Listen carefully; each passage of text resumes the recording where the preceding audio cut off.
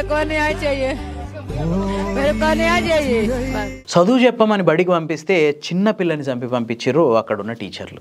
మనం ఎప్పుడన్నా స్కూల్కి లేటుగా పోతే మన టీచర్లు ఏం చేసేటోళ్ళు, మహా అయితే చేతుల మీద 2 దెబ్బలు కొట్టేటోళ్ళు, లేదంటే ఒక 5 నిమిషాలు 10 నిమిషాలు గోడ కూర్చేయించేటోళ్ళు, ఆ తర్వాత 4 తిట్లు తిట్టి చీవాట్లు పెట్టి లోపలికి రమ్మని చెప్పేటోళ్ళు. మహారాష్ట్రలో ఉన్న పాల్ఘర్ జిల్లా సతీవలి అనే ఒక విలేజ్లో దారుణమైన విషయం జరిగింది. ఆ ఊర్లో ఒక ప్రైవేట్ స్కూల్ ఉంది. ఆ ప్రైవేట్ స్కూల్లో అంశికా గౌడ్ అనే ఒక 10 ఏళ్ల పిల్ల 6వ తరగతి చదువుతుంది. ఆ అమ్మాయి ఈ నెల 8వ తారీఖున స్కూల్ కొంచెం లేటుగా పోయింది. ఆ అమ్మాయితో పాటు ఇంకో 4 కూడా లేటుగానే పోయారు. లేటుగా పోయేసరికి స్కూల్లో ఉన్న టీచర్లు ఏం చెప్పారంటే 100 గుంజీలు తీస్తేనే లోపలికి రండి, లేదంటే ఇంటికి వెళ్ళిపోండి అని చెప్పారు. దాంతో భయపడి 5 గుంజీలు తీయడం స్టార్ట్ చేశారు. ఆ గుంజీలు తీసేటప్పుడు కనీసం వీపుల మీద ఉన్న బ్యాగులు కూడా తీయొద్దని చెప్పి హుకుం జారీ చేశారు ఆ టీచర్లు. ఎంత దారుణం చూడండి. మిగతా 4 ఎట్నో ఒకట్లా గుంజీలు తీసినా ఈ అంశికా గౌడ్ దగ్గరికి వచ్చేసరికి ఆ అమ్మాయి తీయలేకపోయింది. ఆ అమ్మాయికి గతంలోనే రకరకాల ఆరోగ్య సమస్యలు ఉన్నాయి. ఆయాసం ఎక్కువైపోయింది, మెడ వాపు వచ్చేసింది, మోకాళ్ళు వాసినాయి.